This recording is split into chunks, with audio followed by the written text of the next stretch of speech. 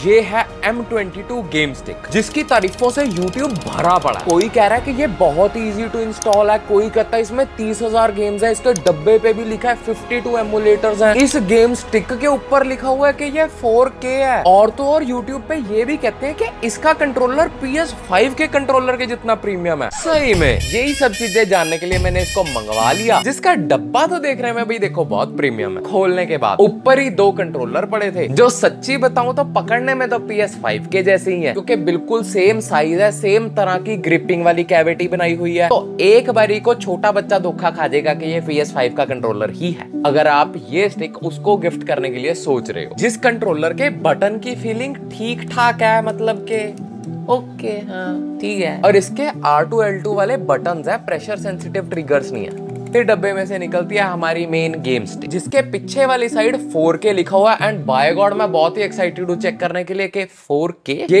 एक HDMI stick है जिसको आप डायरेक्टली टीवी के अंदर पिन कर सकते हो, जिसकी इंस्टॉलेशन कितनी ही इजी है अभी देख लेंगे। सबसे पहले आपको ध्यान देना पड़ेगा इसके पीछे वाले 2 पोर्ट से, जिसके अंदर एक USB का पोर्ट दिखेगा और दूसरे वाला C टाइप का पोर्ट। जिस USB के अंदर आपके कंट्रोलर्स को कनेक्ट करने वाला पिन जाएगा, जिससे कंट्रोलर एक्टिव होंगे। उसके बाद डब्बे में से एक C टाइप टू USB की वायर निकलती है। जिस C टाइप के सॉकेट को आप इसमें डालोगे, उसका जो USB का पोर्ट है उसको अपने टीवी में लगाओगे, जहां से इस M22 को पावर मिलेगी। फिर हम निकालेंगे इसका आउटपुट, जो के कनेक्ट करेंगे हम इस HDMI के साथ। बट जैसे कि ये बहुत ज्यादा चौड़ा है, तो बड़ी बारी ये हमारे टीवी के अंदर फिट ही नहीं होता, क्योंकि और HDMI भी लगी होती है। उस कंडीशन में डब्बे के अंदर से हमें एक HDMI एक्सटेंडर भी मिलता है, जिसको हम इससे कनेक्ट करके टीवी से इजीली लगा सकते हैं। सारी चीजें कनेक्ट करने के बाद आपकी डिस्प्ले तो टीवी पे आ जाएगी, पर अभी आप गेम नहीं खेल सकते, क्योंकि इसके रिमोट्स के अंदर आपको सेल भी डालने पड़ेंगे, जो कि मोटे वाले 2 सेल डालते हैं। तो सेल वेल डालने के बाद अपना पूरा सेटअप हो जाता है भाई साहब। तो वो इंस्टॉलेशन इजी तो काफी थी। और स्पेशल थैंक्स टू मनीष भैया, जिन्होंने मुझे M22 भेजा। उनका एक अपना गेमिंग स्टोर और यूट्यूब चैनल भी है फिक्सिट नाम का, जहाँ पे वो PS2, 3, 4, 5, Xbox, Nintendo जैसे सब कंसोल्स में डील करते हैं, नए और पुराने। आप उनसे कंसोल खरीदने की और बेचने की बात कर सकते हो। मैं कंटिन्यू करता हूँ M22 की बातचीत। इंस्टॉल करके इसके UI में सर्फिंग शुरू करी। एक बारी को बड़ा मजा आया, क्योंकि जैसे जैसे मैं एमुलेटर चेंज कर रहा था, मतलब Nintendo, PSP, अलग अलग कंसोल्स के ऑप्शन पे जा रहा था, वैसे वैसे वॉलपेपर चेंज हो रहे थे। उसके साथ साथ हर एक कंसोल की थीम म्यूजिक भी साथ साथ में चल रही थी, जो कि एक टाइम पे काफी इमर्सिव एक्सपीरियंस देती है। जैसे ही आप एक एमुलेटर के अंदर जाते हो और गेम्स को सिलेक्ट करते हो, तो गेम भी 1 by 1 दिखाती रहती है फोटो के अंदर के कौन सी गेम चल रही है, which makes it very easy कि आप सही से जज कर सको कि कौन सी गेम है, कैसे है। नामों से याद रखने की जरूरत नहीं है। ये तो बता दूं कि वो UI लैग होती है भाई साहब। एंड कई बारी एक ऑप्शन से दूसरे ऑप्शन के अंदर जाने के लिए भी 2-2, 3-3 बार बटन दबाना पड़ता है। पर चलो इससे एक बारी को हम काम चला लेते हैं। अभी वो इतने सारे रूमर, 30,000 गेम्स, PSP की games, GTA, God of war, Assassin's creed जैसी गेम, जब आप ऑल गेम्स वाले सेगमेंट में जाते हो 30,000 से ऊपर ही गेम्स लिखी आती हैं। और इस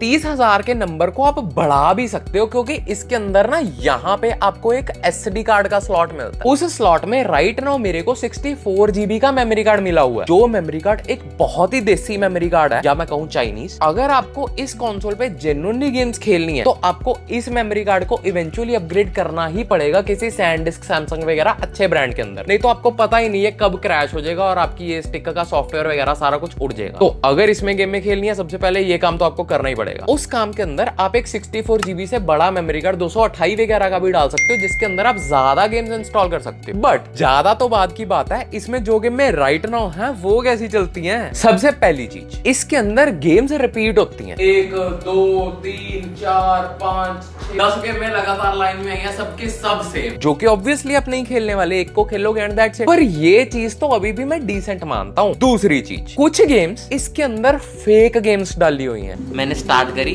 कैपकॉम लिखा, लोडिंग हुई, फिर से एंट्री स्क्रीन, मैंने फिर से ओके कर दिया, फिर से वहीं पे आ गया, और फिर से कैपकॉम लिखा आ गया। आधी गेम्स इसके अंदर फेक गेम्स भी हैं भाई साहब। और ऐसा मेरे साथ एक गेम के साथ नहीं, कई गेम्स के साथ हुआ। मतलब उसके अंदर गेम की फाइल है ही नहीं है, वो सिर्फ उसके अंदर नंबरिंग है, दैट्स इट। तीसरी चीज, कैपकॉम और मिमी है ना, इनकी गेम्स वो वाली हैं जो गेमिंग पार्लर के अंदर कॉइन डाल के गेम खेला करते थे। तो जब हम वो वाली गेम्स इस कंसोल के अंदर खेलते हैं, तो इसके अंदर भी वो इंसर्ट कॉइन की ऑप्शन मांगता है, लेकिन हमारे पास तो कोई सिक्का ही नहीं है भाई साहब जिसको इसके अंदर डालेंगे। तो वो गेम्स भी नहीं चल पाती, क्योंकि वो इंसर्ट कॉइन के आगे ही नहीं बढ़ती, वो नंबरिंग आके हट जाती है। ओवरऑल 30,000 में से मेरे हिसाब से आपके पास वही गेमिंग लाइब्रेरी 150, 200, 250 गेमों की बच जाती है। जैसे कि यूट्यूब पे बहुत लोग बोलते हैं कि इसके अंदर PS2 की गेमें भी चलती हैं। एंड जैसे ही मैं PSP की ऑप्शन के अंदर गया, वहां पे GTA San Andreas का वॉलपेपर लगा हुआ था। मैं कहा ले भाई स्वाद ही आ गया। पर जैसे ही मैं उसके अंदर गया, GTA San Andreas बाहर लिखी हुई है, अंदर से लिबर्टी सिटी निकल रही है।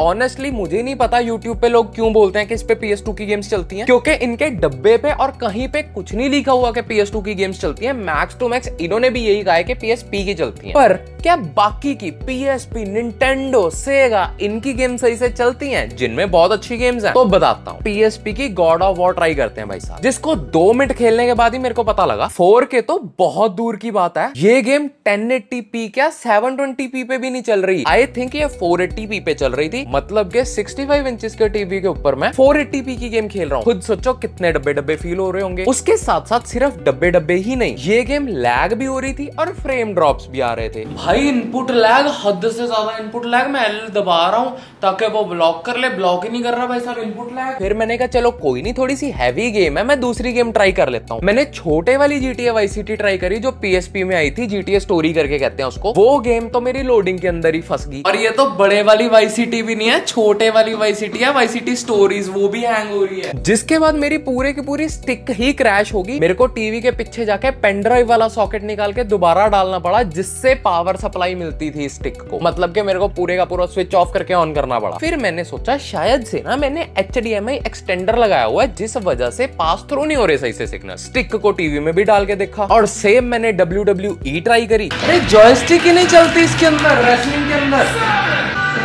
भाई कुछ चल ही नहीं रहा यार। फिर भी सेम दिक्कत। फिर मैंने छोटी रेट्रो गेम्स ट्राई करी, निंटेंडो DS, सेगा, ये वो सारी सही चल रही थी। मतलब कि इस पॉइंट ऑफ टाइम तक मेरे को रियलाइज हो गया था कि ठीक है जी, हम इस पे PSP की गेम्स नहीं खेल सकते, क्योंकि इस M22 का प्रोसेसर इतना ही छोटा है कि वो गेम सही से चलती नहीं, नंबरिंग लोड नहीं होती। अगर लोड होती है तो वो नंबरिंग बहुत लैग हो के चलती है, रुक के चलती है।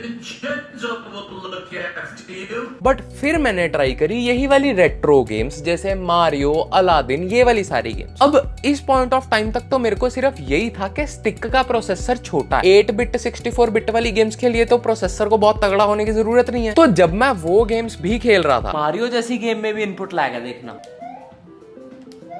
उस टाइम के ऊपर भी कंट्रोलर कभी कभी लैग हो रहा था, जिस टाइम पे मुझे पता लगा कि गेम खेलता खेलता कंट्रोलर अपना कनेक्शन मिस मारता है, जिस वजह से ये वाली दोनों लाइटें ब्लिंक होने लग जाती हैं थोड़ी देर बाद। जब वो दोनों लाइट्स ब्लिंक हो रही हैं, इट मींस कंट्रोलर कनेक्शन ढूंढ रहा अपना। फिर मुझे लगा शायद मैंने कंट्रोलर में सेल पुराने डाल लिए होंगे। भाई मैंने पूरे सेल निकाल के प्रॉपर ब्रांड न्यू डूरा सेल के टॉप क्लास सेल डाले, फिर भी सेम दिक्कत। इट मींस प्रॉब्लम मेरे सेलों में नहीं है, प्रॉब्लम है इस चीज में और इस चीज में। और जैसे कि इसके अंदर L2 R2 वाले बटन्स भी हैं, जिससे हो सकता है आप एक बारी को इंप्रेस हो के भाई इन बटनों से गेमें खेल लेंगे। तो आपको बताता हूँ 64 बिट वगैरह वाली गेमों के अंदर इन बटन्स का कोई खास काम धंधा ही नहीं था, क्योंकि उस टाइम पे ये बटन्स ऑप्टिमाइज ही नहीं थे। तो आपके ये बटन्स यूज ही नहीं आने वाले। वैसे भी मुझे नहीं पता कि क्यों ये प्रोडक्ट इतना फेमस हो रहा है, क्यों यूट्यूबर्स भर के इसको प्रमोट कर रहे हैं। मेरे हिसाब से तो ये एक निहायती वाहियात प्रोडक्ट था, जो मुझे छोटी रेट्रो गेम्स भी ठीक से नहीं खिला पाया। और 3-4 हजार इस पे लगाने के बजाय मैं कहूंगा या तो 4000 रुपया एक PS2 पे लगाओ भाई, बढ़िया AAA GTA San Andreas जैसे टाइटल खेल पाओगे। या फिर अगर रेट्रो गेम्स खेलनी है तो R36S वगैरह जैसा ले लो, वो भी इसी रेंज में मिल जाएगा। जिन दोनों का एक्सपीरियंस मेरे चैनल पे है ही है, अब जाके देख सकते हो। लेकिन इस चीज की सेंस मुझे नहीं समझ आई।